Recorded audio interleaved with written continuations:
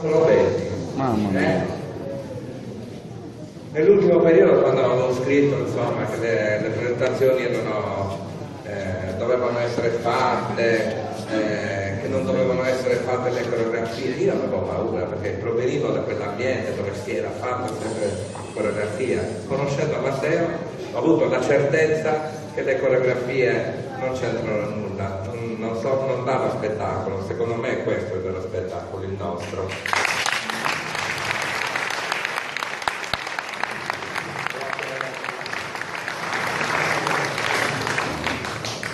Grazie Graziano, un applauso anche a te.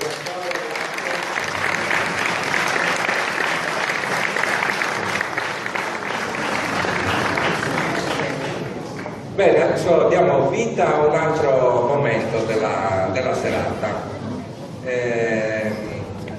Tra le varie persone che ho invitato ce ne sono alcune in grado di regalarci, di offrirci le loro testimonianze su diversi aspetti che riguardano appunto questo cambiamento. E la prima persona che invito ad avvicinarsi è Oscar Di Gonnesa. Un applauso!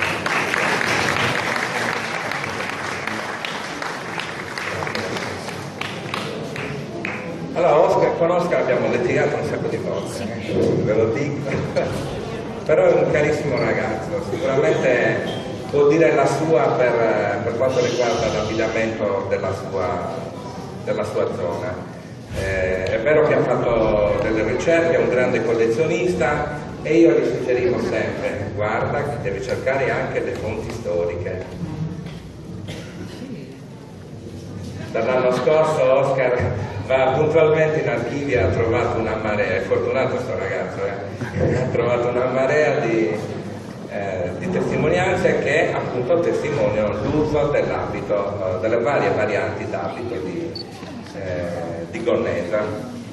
È presidente dell'Associazione Culturale Sant'Andrea di Gonnesa, che ringrazio anche perché mi ha invitato la settimana prossima, sarò presente con la mia mostra Il Bar in Sardegna. Oscar, dici due parole su che cosa state organizzando. Sì, stiamo organizzando innanzitutto, buonasera a tutti, con l'associazione stiamo organizzando un incontro dove si parlerà di modi a confronto. Sarà un convegno dove verranno alcune rappresentanze di alcuni centri dell'isola, dove appunto faremo un confronto con gli abiti ottocenteschi e gli abiti a cavallo tra le due guerre, quindi un confronto anche per vedere come l'abito si è evoluto dall'Ottocento fino al periodo delle guerre. Grazie. Quindi Oscar è collezionista di abiti, vi confermo, vi ripeto che sta portando avanti delle ricerche sull'archivio di Stato, ci siamo incontrati un paio di volte. E che appunto gli possono garantire un riscontro credibile per l'uso di certe foglie del suo paese. Oscar, chiedo una cosa, vediamo se la sa. Oscar è famoso su Facebook per una cosa. Cosa è successo quando hai usato per la prima volta il cappello? Diciamo che è successa quasi la terza guerra mondiale, nel senso che... Per cappello, per chi non sapesse, il sombrero, quello a larghe tette.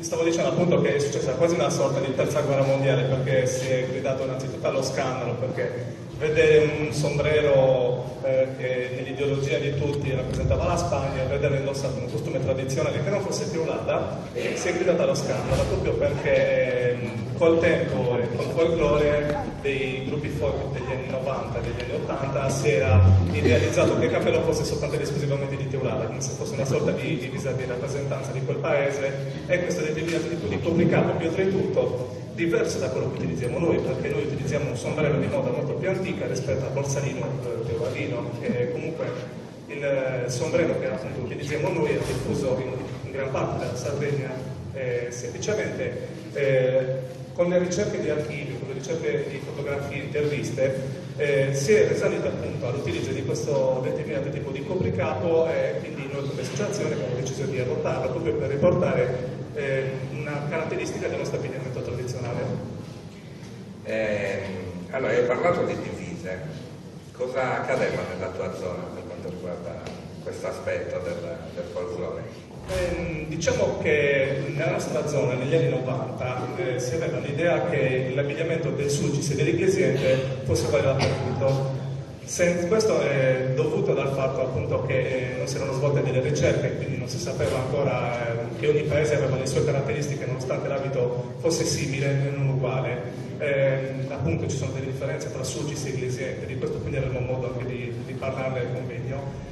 Quindi si è ben pensato appunto per differenziarsi l'uno dall'altro ogni paese di adottare un colore e un determinato tipo di copricapo.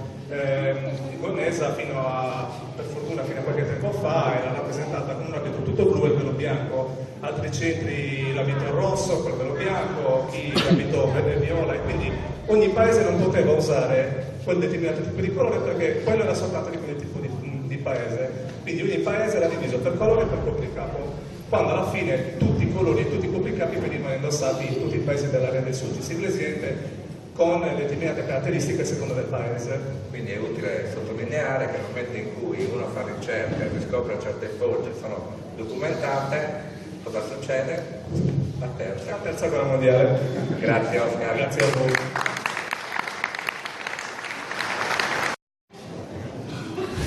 Ciao Cristiana. Un applauso a Cristiano Chiari.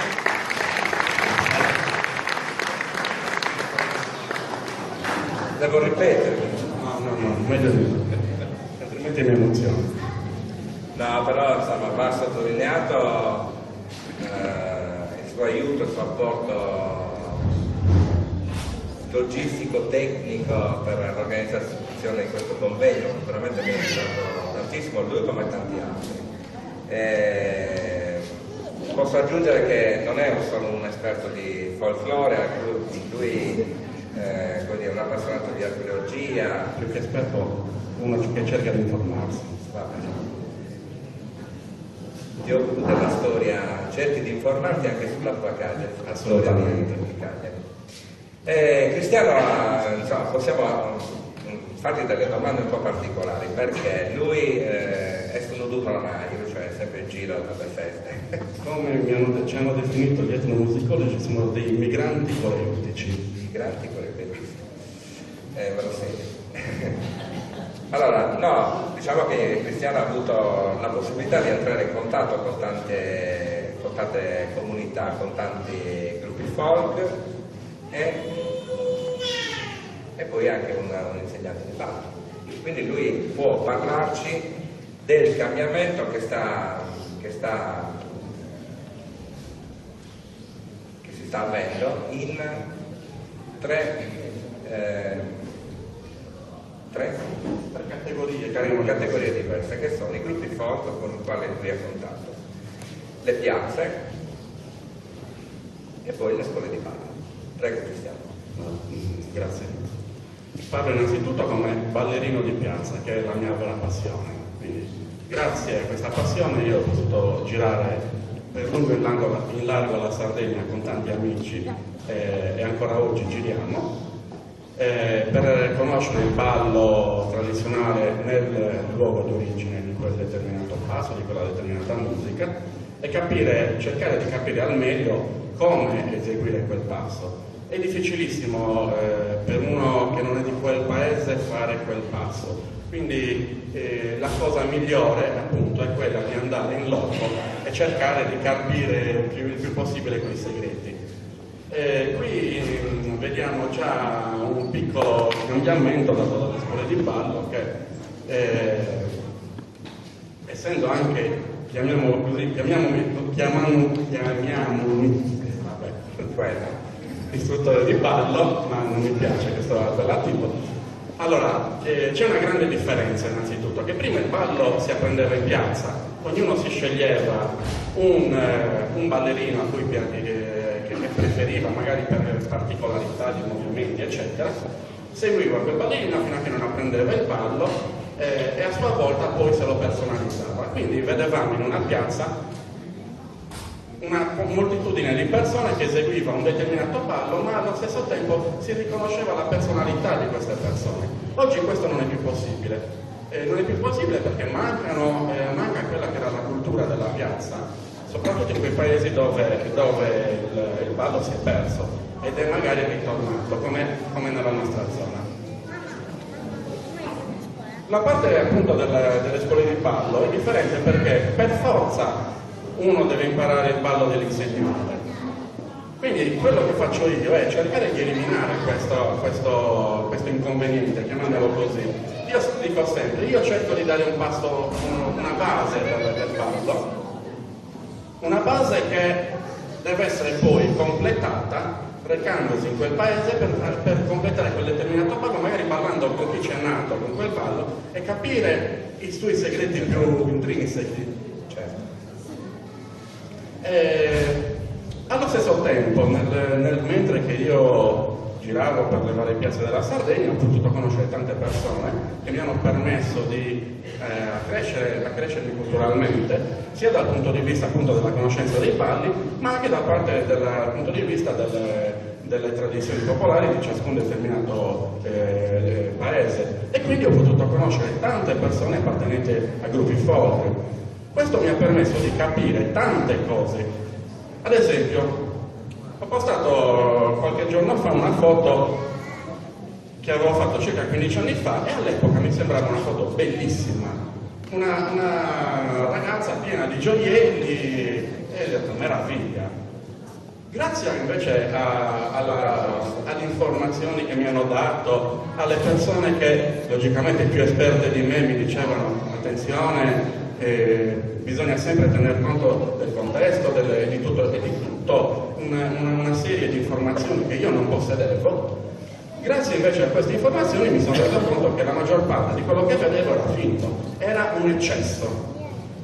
La gente è abituata oggi a vedere questi eccessi, si applaude l'eccesso. Ti fermo un attimo, giusto per sottolinearvi che il significato del termine folklore, l'ho detto prima, studio delle tradizioni popolari, col tempo è diventato quasi, come dire, un sinonimo di colorato, eccessivo, e folcloristico, giusto dico, no? Si diceva, perché nel tempo ha cambiato la sua accezione. Prego, sì, l'eccesso serviva a recuperare applausi e alla fine ad avere più serate, perché le persone vedevano che quel gruppo veniva applaudito perché faceva un eccesso di coreografie, faceva un eccesso di trucchi, un eccesso di gioielli che magari erano patacche, e quindi anche io quando ho iniziato a fotografare queste manifestazioni venivo attirato da queste cose. Poi man mano con lo studio, con la ricerca, con l'aumento di informazioni date da persone competenti che ho conosciuto in tutta la Sardegna, stiamo parlando veramente di tutta la Sardegna, da Ossico, Drongiano, Ittiri, grazie al dottor De Martis, che mai non smetterò di ringraziare, ma anche andando alle conferenze, eccetera, ho potuto dare una formazione migliore alla mia informazione. E ho potuto vedere anche che c'è nell'ultimo periodo, negli ultimi anni, un grande miglioramento dato soprattutto dai giovani che hanno capito che le cose possono essere fatte meglio. Allo stesso tempo, nello stesso gruppo magari, dove un giovane cerca di far capire agli altri componenti del gruppo che bisogna studiare, ci sono i senatori, chiamiamoli così, che dicono ma chi se ne frega? Io vivo bene così, mi chiamano per fare le serate, perché devo cambiare? Perché devo sprecare tempo, soldi per cambiarmi quest'abito che va bene così quando abbiamo visto il velo di plastica, ma non fosse solo il velo di plastica. Insomma, però è anche vero che questa cultura del ballo sta migliorando, sta migliorando perché serate come questa danno informazioni a persone che senza questi eventi non possono capire meglio le cose. Noi cerchiamo di fare questo nel nostro piccolo, cerchiamo di condividere queste informazioni e soprattutto non avere vergogna di chiedere, a persone che ne sanno più di noi. Io per primo ancora ho una carenza enorme riguardo all'abbigliamento tradizionale perché non era il mio campo del ballo. Quindi quando a volte qualcuno mi chiede ma secondo te, a volte gli dico non lo so perché piuttosto che dire una cavolata, devo dire, guarda, però posso dire un'altra cosa, posso indirizzarti verso questa persona, perché è questo che dobbiamo fare, creare una rete di conoscenze di persone competenti, ci sono. In parte già questo.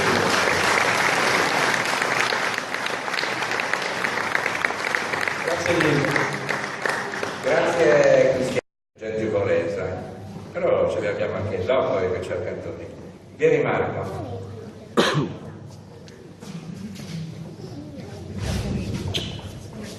Allora abbiamo fatto tante volte di cambiamento, vi ho detto che cosa è, vi ho detto che portiamo avanti, facciamo un applauso.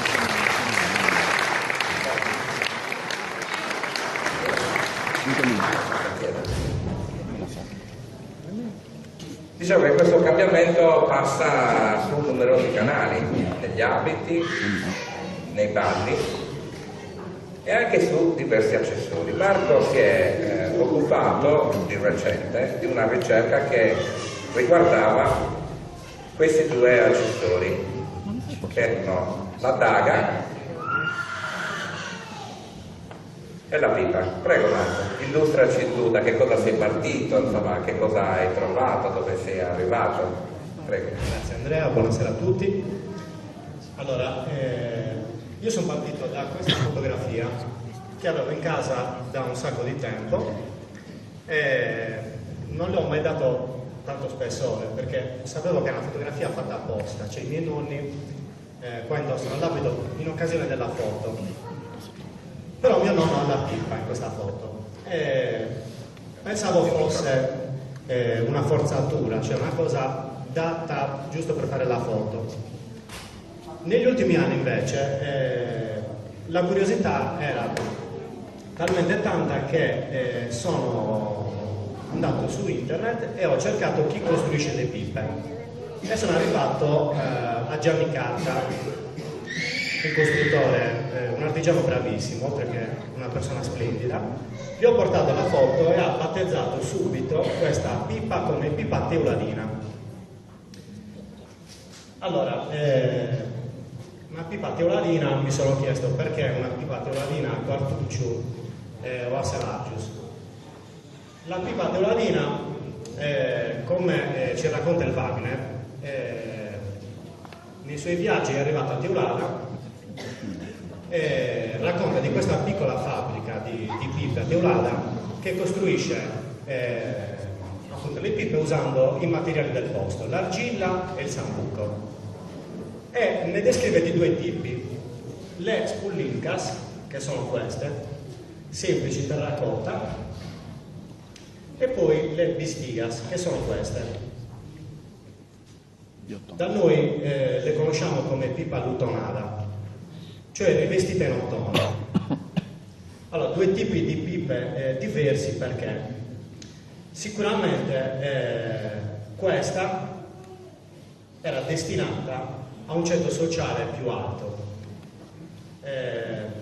tant'è che, come mi dice il signor Carta, alcune di queste, oltre che avere l'ottone, hanno anche dei pezzi d'argento o qualcuna anche interamente rivestita in argento. Ma come ci sono arrivate sino a noi ce lo dice una relazione di Giuseppe Corona di fine Ottocento, dove appunto nella sua relazione al Ministero dell'Agricoltura, una relazione sull'utilizzo della ceramica, fa riferimento a questa piccola fabbrica di Teulada che è in crisi e non produce più le pipe che sono esportate in tutta la Sardegna. Quindi sappiamo che queste pipe sono presenti in tutta la Sardegna, da Sassari a Cagliari. Chi voleva la pipa doveva andare a Cagliari a comprarla.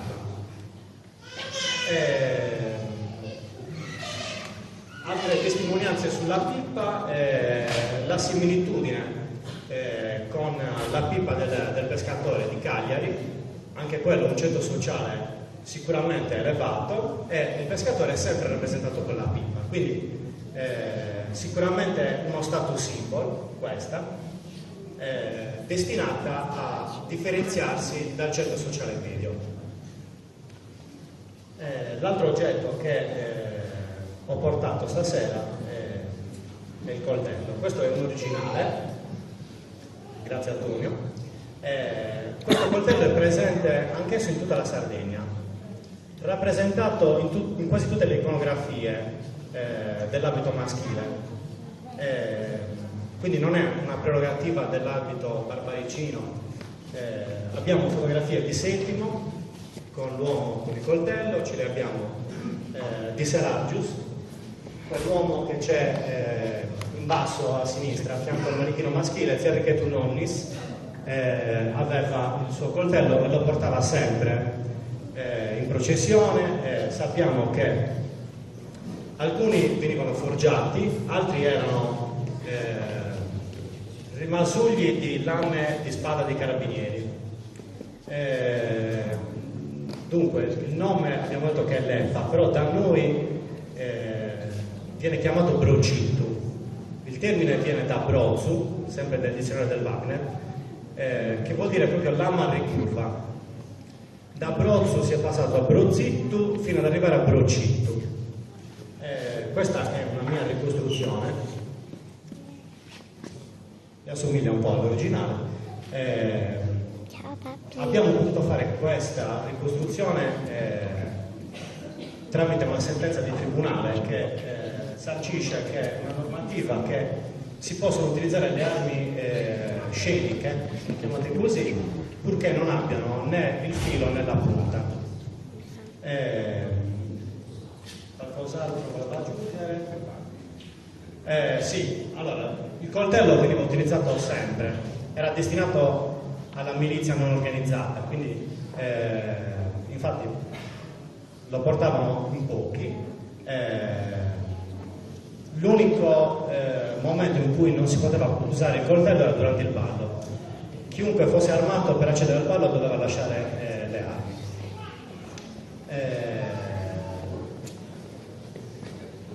Sì, insomma, se qualcun altro avesse qualche informazione da chiedere, insomma, sono a disposizione. Grazie.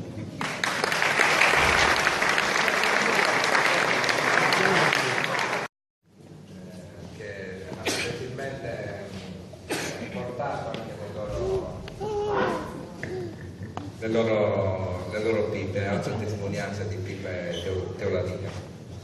Allora.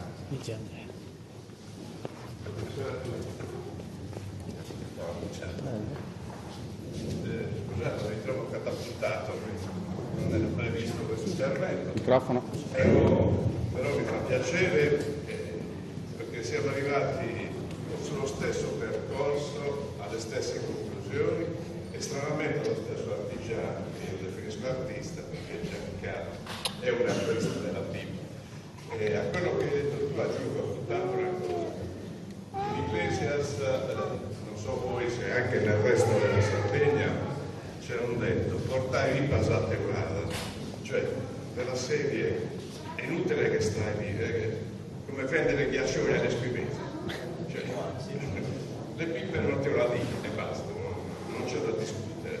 E con piacere abbiamo portato alcune pippe che usiamo anche noi anche noi stiamo, diciamo, intraprendendo un percorso che voi avete così descritto in queste 2 giornate, ben descritto.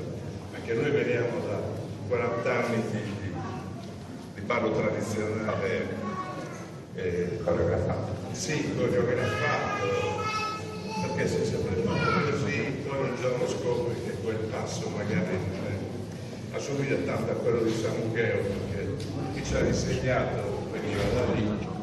Vabbè, è inutile che ci ripetiamo su cose già dette. Però è un piacere scoprire che anche voi, insomma, che anche per voi il cambiamento passi anche da queste cose. Sì, sì, ma indubbiamente c'è solo una strada, studia. Studia, non siamo...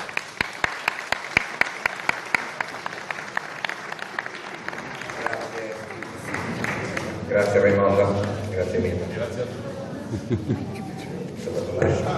Attenzione. Il gruppo Prendas dei Gledes.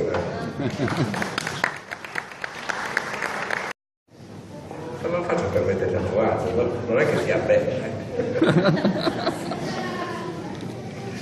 Barbara Pudo di Estercini, farmacista, mica niente. Ipotecaria.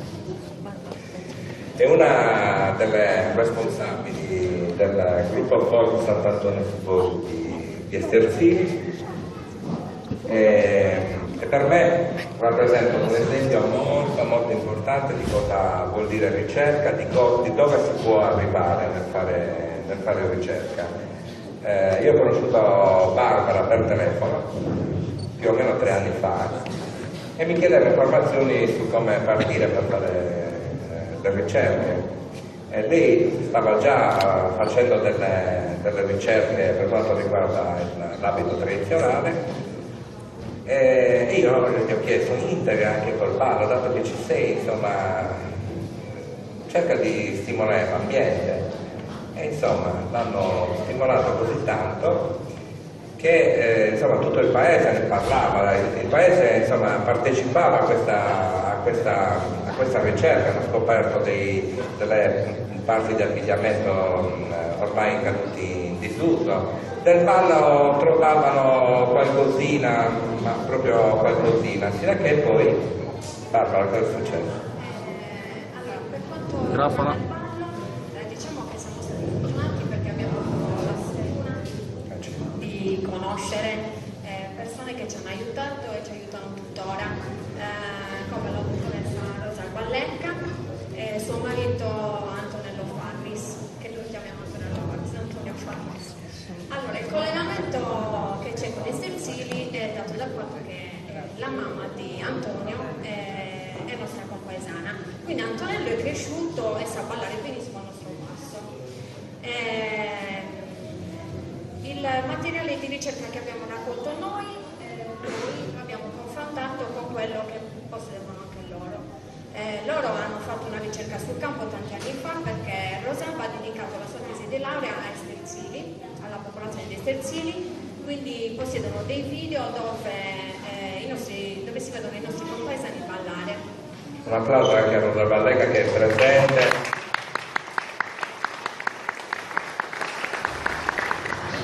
Hanno raccontato semplicemente che ballavano sul posto terzilese, suonata capitanese, gli anziani che abbiamo intervistato. In piazza ballavano in coppia oppure ballavano tra uomini, solitamente gli uomini anziani tendevano a ballare da soli. I giovani partivano da soli, poi andavano a chiedere alle ragazze di ballare.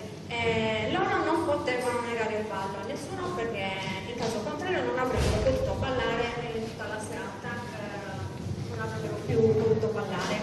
Una volta che rifiutavano un ragazzo non potevano più ballare, sono regole che c'erano in tutti i paesi più o meno. Diciamo che giocavano a scambiarsi le dame così su quello che chiamano ballo Ballo gay che ha origine nel carnevale, Oppure un'altra particolarità è che si ballava in cerchio e al centro c'era sempre una persona, solitamente un anziano, sempre lo stesso, che con una cinta dava delle frustate a chi faceva un'entrata sbagliata o a chi disturbava. o metteva gli esordi nel ballo. Poi Sempre per quanto riguarda il ballo, le cose che più ci hanno aiutato sono i video che ci hanno fatto vedere Antonello con Rosalba, dove si vedono i nostri nonni, i nostri zii, insomma i nostri anziani che ballano in piazza. benissimo, grazie Barbara. Per questa ricerca che stiamo portando avanti sono entrati in contatto con Rosalba e con Tonio e visto l'interesse che c'era per il materiale raccolto da Rosalba Lecca e Tonio Farris, Rosalba Lecca e Tonio Farris il mese scorso hanno donato tutto questo materiale di forte interesse etnografico per il paese alla biblioteca di Estercini.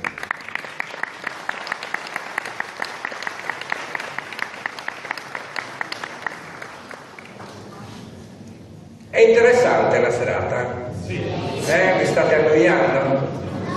Allora, quello che ho proposto oggi, vi ripeto, è come dire, è un modello che vogliamo lanciare, cioè presentare e poi ballare, presentare e poi suonare. È ovvio che nelle serate folcloristiche dove ci sono tanti gruppi non possiamo dedicare tanto tempo alle spiegazioni, però queste spiegazioni comunque sono necessarie, bastano anche pochi minuti spesi per appunto dare continue informazioni al pubblico, e se lo fa 1, 2, 3, 100 gruppi, vediamo che la cultura si mette in movimento.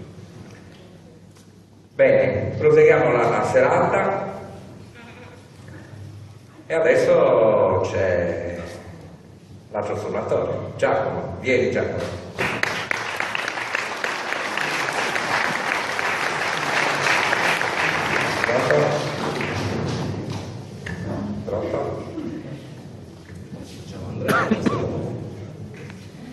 Allora, Giacomo è un giovane polistrumentista di quarto, nel senso che suona un sacco di strumenti questo ragazzo. Mi piace perché è molto schietto nel suo fare, nelle sue risposte. E l'ho invitato io perché ha una mission da compiere.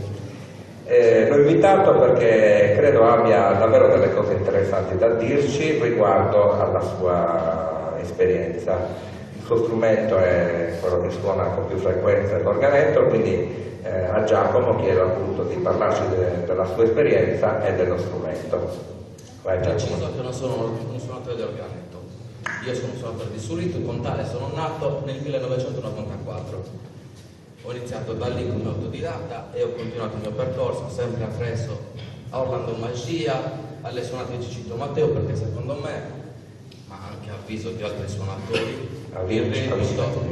li reputo come l'emblema di questo strumento, anche se molte volte viene sottovalutato perché è piccoletto, sotto di canna, però è molto bello. Nell'organetto mi sono avvicinato nel 99. Ne approfitto per ringraziare chi mi ha fatto da mentore, Giovanni Pisu, perché a lui mi sono ispirato, e forse anche per il ballo campidanese a lui molto si deve, perché è stato il primo organettista che ha riportato quello che è l'accompagnamento con la mano sinistra dei bassi, che sarebbe la mano sinistra delle launette, quindi tenendo una ritmica che non era più una cantilena come per anni si è sentito, ma era quella ritmica bella scandita che apparteneva alla campidanese derivata dalle launette. Poi ovviamente per scelte musicali preferisce non fare la scala, anche se la conosce abbastanza bene, però grazie ai suoi consigli sono potuto arrivare a compiere un percorso, anche perché a me le launette piacciono, di riportare quello che è possibile da una scala delle launette sull'organetto. Tipo, se prendiamo un fiorassio non si fa più il minestrone, fiorassio, punta d'organo mediano, fiuta, tutto assieme, ma si prende un fiorassio e si prosegue con un fiorassio. Ovviamente questo comporta lo studio prima delle launette, a sua volta riportare e riproporre sull'organetto. Perché questo? Per il semplice motivo che il ballo campidanese, come è stato detto per tutto il resto della serata, è una danza complessa. Bisogna rispettare degli schemi, ci sono dei punti ben precisi che vanno sottolineati, e poi ogni suonatore interpreta a suo piacimento quello che è la scala con tutte le note. A sua volta dipende dal giorno, può essere un giorno dove ha molta fantasia, un giorno che fantasia ne ha di meno, come la vita quotidiana, e in base a quello si esprime. Poi sta al ballerino cercare di stare appresso a quello che il suonatore fa.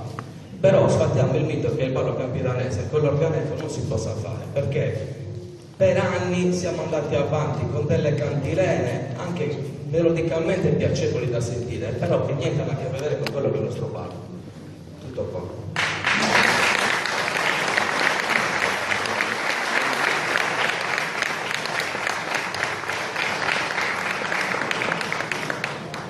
E ci serviva anche questa testimonianza, sfattiamo il mito che con l'organetto non si possa riproporre una suonata in scala, non si può riproporla tutta completa, però gran parte sì.